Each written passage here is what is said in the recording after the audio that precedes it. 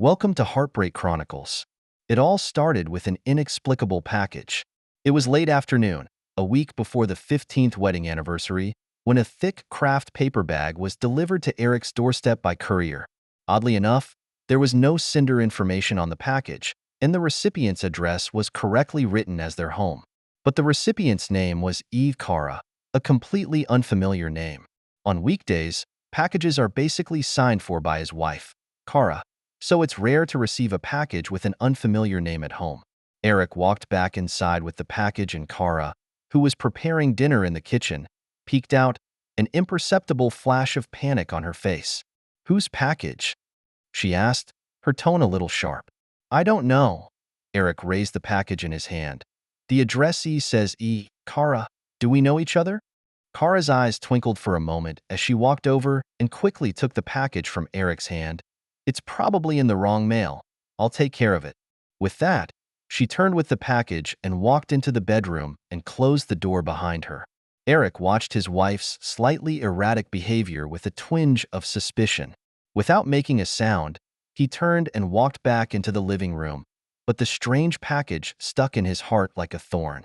At dinner, he tried several times to bring up the package, but Cara always downplayed it, saying that she had contacted the courier company and that it should have been sent by mistake.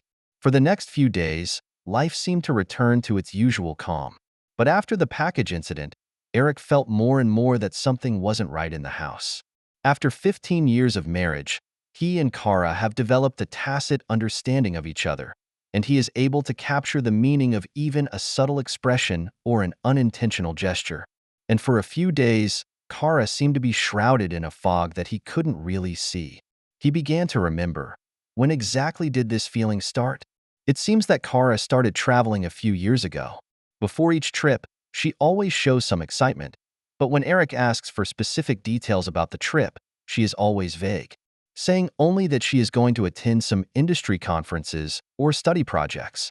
And every time she came back from a business trip, Cara would bring back some expensive gifts, saying they were from her clients. But Eric always felt that the style of these gifts didn't match Cara's usual preferences. To add to Eric's suspicions, Cara's cell phone began to have complicated passwords, and she often avoided answering his calls. In the past, their cell phones were read casually by each other, and they had no secrets from each other. But now, Cara's cell phone is like a Pandora's box of unknown dangers. On several occasions, Eric has seen Cara turn pale and even a bit distraught after answering the phone. He asked her what was wrong and she always said nothing, just some annoyance at work. Another time, for their anniversary, Cara received an expensive bouquet of unsigned flowers. At the time, Cara explained that it was a gift from the company as a thank you for her hard work, but Eric felt that it wasn't that simple. The bouquet was beautifully wrapped, not the handiwork of an ordinary florist at first glance, and there was no blessing on the card, just a few simple letters, for C. In addition to all this, Cara's focus on her personal image has grown in recent years. She started frequenting high-end beauty salons and buying a lot of luxury clothing and jewelry, which was a far cry from her previous frugal homemaking style. Moreover, she has grown cold towards Eric, often showing impatience and boredom with him. They used to talk every night, sharing about each other's lives and work. But now, Cara always went to her room early to rest or stayed late alone in her study, citing that she was too tired to work. These anomalous details, like pieces of a jigsaw puzzle, gradually put together a picture in Eric's mind that disturbed him. To verify his suspicions, Eric decides to investigate. He reaches out to Walter, a close friend from college, and now a well-known private investigator. Walter used to be a star detective in the police department, but tired of the corruption and bureaucracy within the department, he resigned and opened a private detective agency. Eric and Walter have been in touch for many years and have a great deal of trust in each other. In Walter's office, Eric lays out his suspicions and the preliminary results of his investigation. "So you suspect that Cara has betrayed you and may be having an affair with that Steven, and that the baby may not even be yours?" Walter asked thoughtfully, holding his pipe. "Yes," Eric nodded. "I need you to help me get to the bottom of this." Walter exhaled a smoke ring. "It's not easy, but I'll take it. What are you going to do about it?" "I need you to find out a few things for me." Eric lowered his voice. "First, I need to know the details of that hospital bill Cara had back then. Second, I need to know exactly when Steven and Cara started. And then I need to know if Steven has misbehaved at the company and has no leverage that we can use. Over the next few weeks, Walter launched an undercover investigation. He started with that mysterious hospital bill. Through some investigation, he found that the hospital did have a record of Cara's visit, but information such as her name and age had been changed. However, Walter was able to restore the altered information through some technical means and confirmed that it was indeed Cara herself and that the visit was for a pregnancy test. The discovery sunk Eric's heart to the bottom of the barrel. Immediately after that, Walter investigates Cara and Steven's communication records, travel records, etc., and discovers that the two began an affair 15 years ago and have remained in close contact. Most unacceptably for Eric, Walter also found out that Steven had committed serious professional misconduct at the firm, including falsifying his education, misrepresenting his performance, and defrauding clients. It turns out that Steven was able to work his way up the corporate ladder because of Cara's underhanded help. He utilized his position to provide Steven with various facilities and resources, even at the expense of the company. Meanwhile, Eric secretly collects hair samples from the children when they are not looking and sends them to an authoritative DNA testing organization for paternity testing. While waiting for the results, every day was an ordeal for Eric. He is both hopeful that the results of the appraisal will prove his innocence and afraid to face the harsh truth. Finally, it was the 15th wedding anniversary. Eric had planned a special dinner. He cooked a table of Cara's favorite dishes himself. As dinner began, he deliberately led the conversation by recalling some of the good moments of the last 15 years and skillfully steered the conversation towards some of Cara's special experiences. Remember that industry conference you went to in hometown 5 years ago? Eric asked, as if offhandedly. I remember you saying at the time that the conference was very important and beneficial to you. Yeah, Cara's eyes twinkle a little. That meeting was really important. But I seem to recall that you didn't apply the takeaways from the conference to your work when you got back, Eric continued. And I thought you were going to make a big splash. I've since realized that those things don't fit our company's situation. Cara explains with a forced smile. Oh yeah?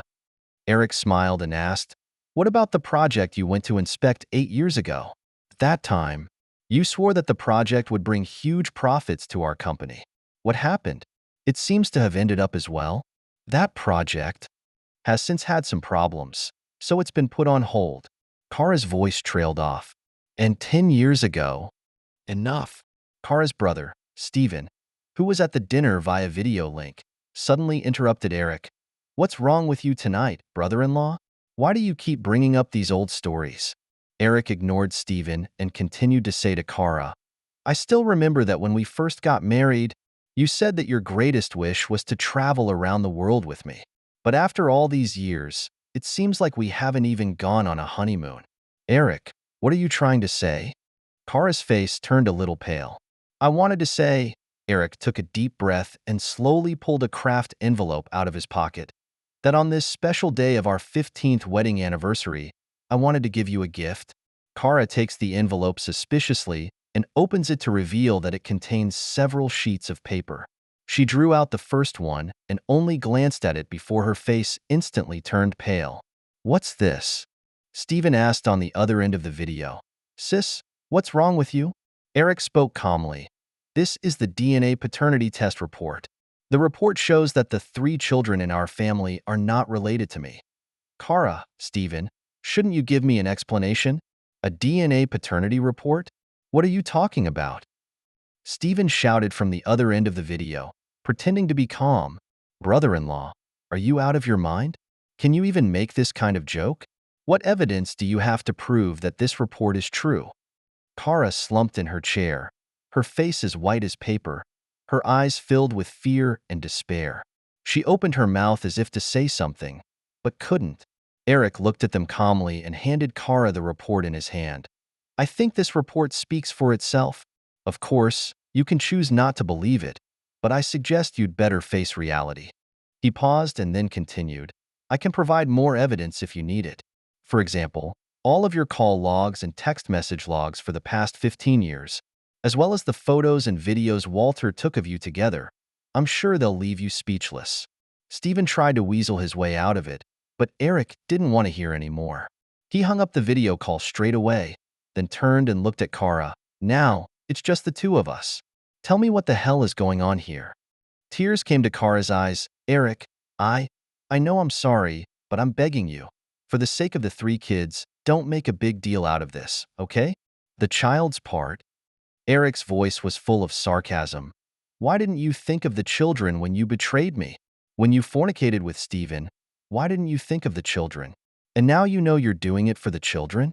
Don't you think it's too late?" Cara cried harder. "I know I'm wrong.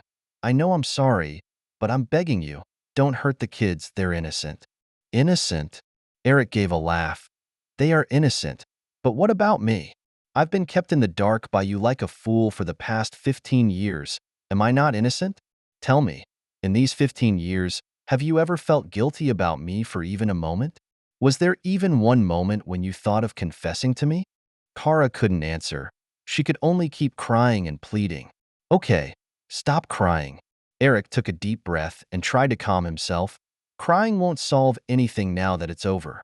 I've frozen all your accounts and have contacted my attorney, David, who will talk to you about the specifics of the divorce." "Eric, you can't do this to me." Cara cried in horror. "I can't divorce you. What about the kids? They can't live without their mom." "I'll take care of the kids. You don't have to worry," Eric said coldly. "As for you, you'd better think about how you're going to face what's coming next. I'm not just going to divorce you. I'm going to make you and Stephen pay for what you've done." Over the next few days, Eric began his plan for revenge. The first thing he's going to do is take a thorough inventory of Stephen's problems at the company. He approached Walter again, explained Stephen's situation in detail, and asked him to gather evidence of Stephen's professional misconduct as soon as possible. This Stephen, on the surface he seems to be honorable and bright, but behind the scenes he has done so many nasty things. He really knows people's faces and doesn't know their hearts. Walter lamented after listening to Eric's narration. "So, I'm counting on you this time, Walter." Eric said, "Make sure you get all the incriminating evidence against him. I want to make him lose his reputation." "Don't worry, leave it to me." Walter patted his chest and promised, "I'll definitely turn him inside out." Over the next few weeks, Walter launched a vigorous investigation. Utilizing his extensive contacts and wealth of experience, he soon came into possession of a great deal of evidence of Stephen's professional misconduct. First, he confirmed Stephen's academic fraud by contacting the university he had attended. As it turns out, Stephen didn't finish school, he dropped out. But he forged a fake diploma and degree to get into Eric's company. Second, Walter found evidence that Stephen had misrepresented his performance by analyzing the company's financial data. Stephen used his position to inflate his performance by fictionalizing non-existent customers and orders in order to defraud the company of bonuses and commissions. What angered Eric most was that Walter also found evidence that Stephen was defrauding his clients. Through unannounced visits and investigations, he found that Stephen often used the name of the company to sell some inferior products to customers and profiteer from them. He also used the convenience of his position to gain advantages for himself by signing unequal treaties with other companies. There are many clients who have contracted with Stephen because they trusted Eric's company, only to suffer huge losses. In order to gather more conclusive evidence, Walter also made several contacts with Stephen in person, disguised as a customer. He pretends to be interested in the product Stephen is selling and asks some specialized questions. Stephen is willing to exaggerate and even make up false cases in order to deceive Walter. Walter recorded their entire conversation and saved it. In addition to investigating Stephen, Walter also stopped by to investigate Cara.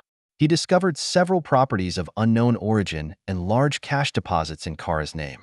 This property was clearly not available to Cara through normal means, but was likely illegally acquired by Stephen and transferred to her. While Walter works feverishly on Stephen's investigation, Eric is not idle. He begins to undermine Stephen's power within the company. He used his prestige and influence in the company to garner the support of many shareholders and executives. He showed them prima facie evidence of Stephen's professional misconduct and explained the serious damage Steven's behavior caused to the company. Folks, Steven's behavior is not only detrimental to the company's interests, but also to the interests of each and every one of us here. At a high-level meeting of the company, Eric said, "I'm telling you all these things today not to target Steven personally, but to safeguard the company's reputation and interests.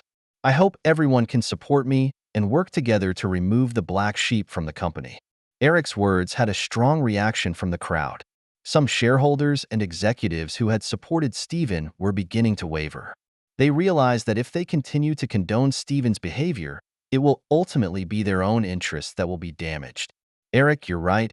We can't tolerate people like Steven in the company any longer." One senior shareholder said, "I'm with you. We have to take action." "I'm with you too, Eric," said another executive. "We can't let one rat turd spoil the pot." With majority support, Eric began to make changes to the company's personnel structure. He moved some of Steven's close associates out of key positions and promoted some capable and committed employees. He also revised the company's rules and regulations and strengthened the supervision and management of employees to prevent similar things from happening again. Cara, at this point, is in complete despair. She realizes that not only has she lost Eric's trust and her financial resources, but even Steven has begun to avoid her. She tries to contact Steven, but he either doesn't answer his phone or makes all sorts of excuses to get out of it. She then realizes that Steven has been using her all along, and once she loses her usefulness, she will be unceremoniously discarded by him. Cara regretted it. How she wished it had never happened. How she wished she could go back to her old self, to that happy and fulfilling family. But she knew that it was too late, that she had destroyed her own happiness with her own hands, and the complete family that her children were supposed to have. She didn't even know how she was going to face her children, how she was going to explain it all to them. She had tried to salvage her relationship with Eric, but Eric rejected her. He tells Cara that he can offer her help in the future for the sake of the baby, but between them, they can never go back to the past. In the midst of endless remorse and pain, Cara can only silently wait for the judgment of fate. She knew that what she and Steven had done would eventually be punished as it should be. She began to worry about her children, and she wondered how they would view their failed mother. After careful planning and preparation, Eric decided to take the next step. He was introduced to Sophia, a veteran journalist known for her reporting on financial scandals, by a friend, Henry, who had worked in journalism for many years.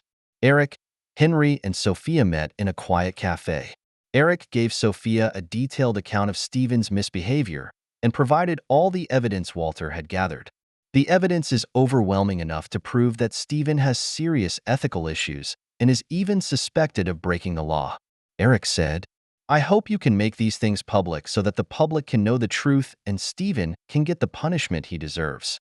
Sophia's eyes grew heavy as she pored over the information Eric had provided. "This is a very serious case indeed," she said, "and I will launch an investigation as soon as possible to verify the authenticity of this evidence. If everything is true, I will write an in-depth report to bring the truth to light." "Then I'm counting on you, Sophia." Eric said, "I'm sure you'll do the public justice." "Don't worry, it's my job." Sophia said, "However, I need your cooperation. I may need more information and help from you during the investigation." "No problem. I'll give you my full cooperation," Eric said. Over the next few weeks, Sophia launched an independent investigation. She first contacted the university Steven had attended, as well as several companies he had worked for, to verify his education and work history. The results confirmed that Steven's education was indeed fraudulent and that he had misrepresented his performance in his previous job. Sophia then contacted some of Steven's clients, as well as several internal employees of the company. Through unannounced visits and investigations, she gathered more evidence that Steven was defrauding customers and harming the company. Some customers say they chose to work with Steven because of their trust in Eric's company, not realizing that they had suffered a huge loss. They were outraged by Steven's behavior and offered to testify. In the course of her investigation, Sophia also discovers a startling clue. Steven may have been involved in an illegal transfer of benefits with a company called Alpha, suspected of money laundering and other crimes. This Alpha company is a shell company, registered overseas, but the actual controller points to Stephen. In order to verify this lead, Sophia went through a variety of channels, accessed a large number of documents and information, and even traveled to Alpha's place of incorporation to conduct her own investigation. Eventually, she confirmed her suspicions. Stephen used his position to transfer company funds overseas through Alpha and then transferred them back home into his own pocket as investments. Meanwhile, Stephen senses the approaching danger. He had noticed that in recent times, there was something wrong with the atmosphere within the company. Some shareholders and executives who had supported him began to turn away from him. He also heard that a journalist was investigating him, which was very disturbing. In order to protect himself, Stephen began to remedy the situation by various means. He first approached Sophia and tried to bribe her with money to drop the story. But Sophia flatly refused his request. "Your behavior has been a serious breach of professional ethics and even a suspected criminal offense," Sophia said. "There is no way I'm going to give up my principles for money." Seeing that he can't be bought off, Stephen begins to smear Eric through the media. He hired a group of sailors to spread rumors about Eric on the internet in an attempt to turn the tide of public opinion against Eric. But with Eric in possession of key evidence against Stephen and Sophia's investigative reporting well underway, Stephen's counterattacks don't do much good. And at this point, Eric and Cara's divorce proceedings are officially in court. In court, the attorneys for both sides engaged in heated arguments about property division and custody. Eric's attorney, David, presented evidence of Stephen's professional misconduct, as well as evidence of Cara's collusion with Stephen, in an attempt to prove that Cara was at fault in the marriage, and asked the court to award Eric the majority of the assets and custody of the children. "Your Honor, my client Eric has always been a decent and honest businessman who is devoted to his family and has made great contributions to the company," David said, and Cara and Stephen's behavior not only betrayed Eric's relationship, but also harmed the company's interests and even allegedly violated the law. Therefore, we ask the court to judge Eric to get most of the property and the custody of the children. Cara's attorney, on the other hand, tries to downplay Cara's faults and emphasize her contributions to the family. "Your Honor, while my client Cara has made some mistakes in her marriage, her dedication to her family is also undeniable." Cara's attorney said, "She has taken care of the 3 children for 15 years and has been quietly supporting Eric's career behind the scenes. Therefore, we ask the court to equitably divide the property and award custody of the children to Cara, taking into account the interests of the 3 children." In court, Cara struggles to defend herself and tries to put all the blame on Stephen, claiming that she was seduced and coerced by him. But Cara's defense pales in comparison due to the overwhelming evidence provided by Eric's attorneys that Cara was aware of Stephen's misconduct during the marriage and participated in it. Stephen was also summoned to appear in court, but he denied all charges. He insisted that he was innocent and that all his actions were for the good of the company. He also bit back, accusing Eric of setting him up for control of the company. The court arguments lasted for several days, with each side arguing its own case and not giving in to the other. Due to the complexity of the case and the extensive evidence, the judge decided to adjourn the trial to a later date. Sophia's in-depth investigative report was finally published during the court recess. The article titled, "Stephen, Angel or Devil?" reveals in detail Stephen's misdeeds at the firm over the years, including falsifying his education, misrepresenting his performance, defrauding his clients, and making illegal transfers of benefits.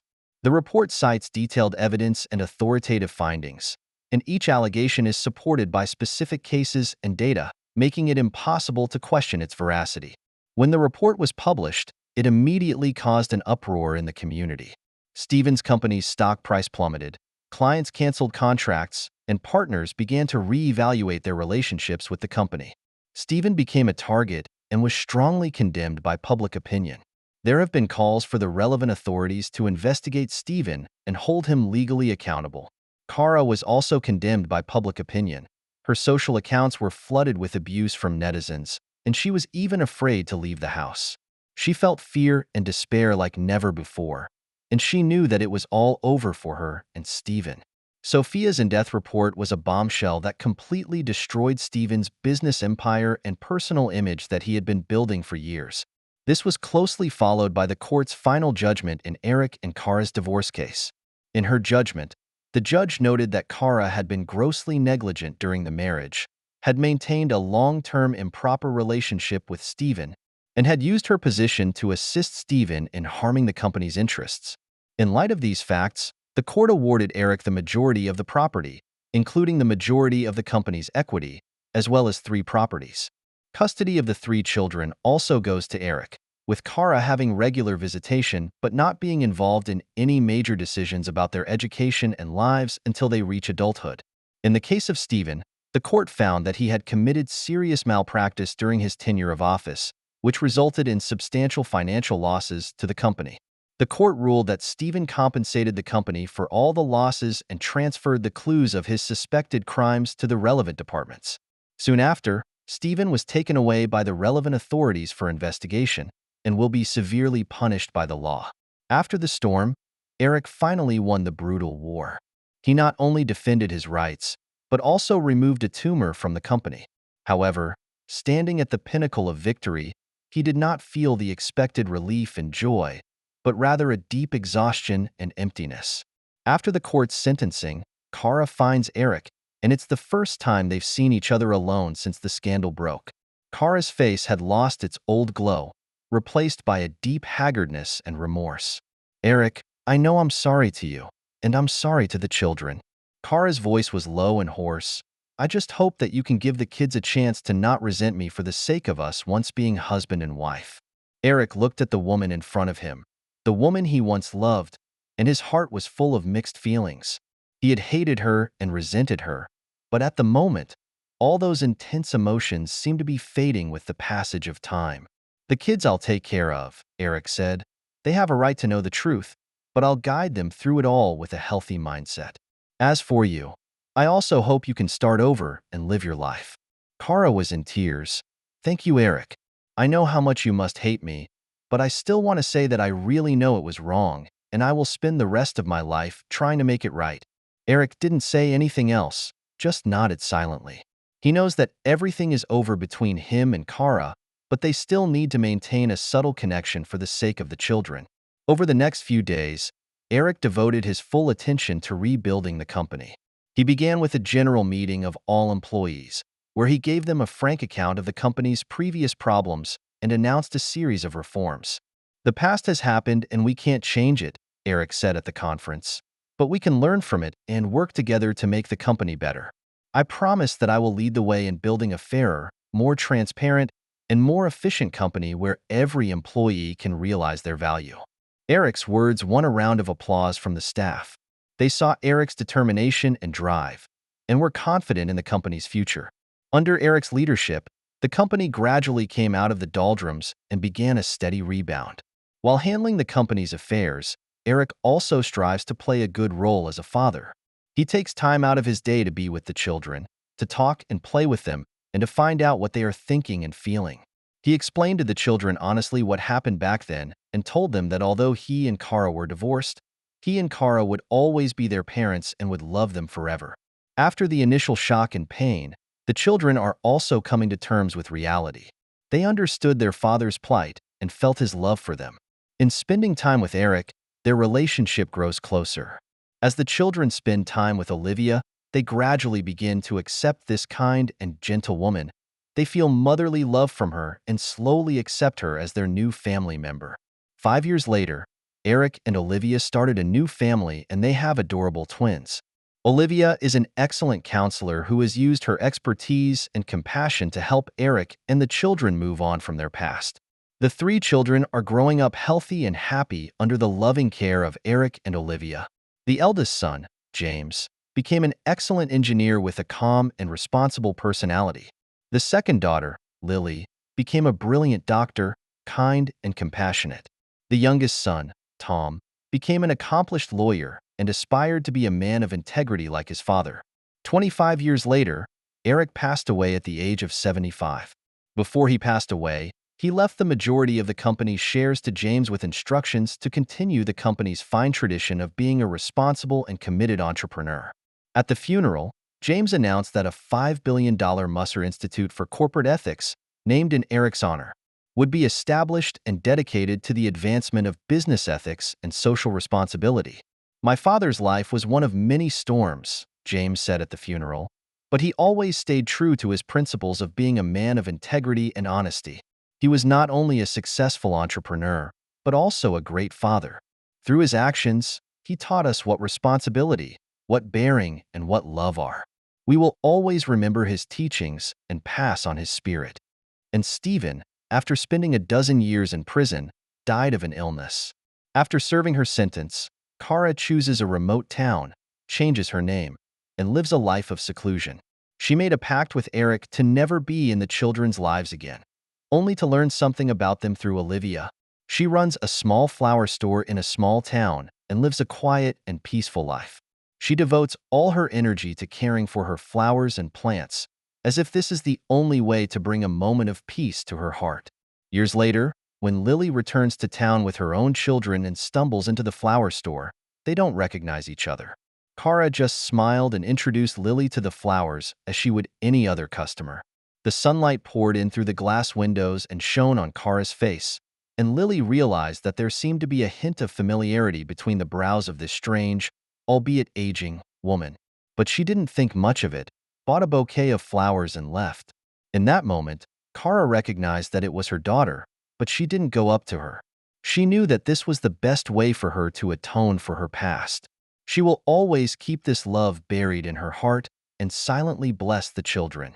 She knew that Eric would take good care of the children, and she would finally be able to let go of the burden in her heart and live out the rest of her life in peace. The feud, which spanned 15 years, eventually settled down under the wash of time. Everyone finds their place and learns to forgive and let go. That's the end of today's story. For more captivating tales, hit subscribe and never miss an episode.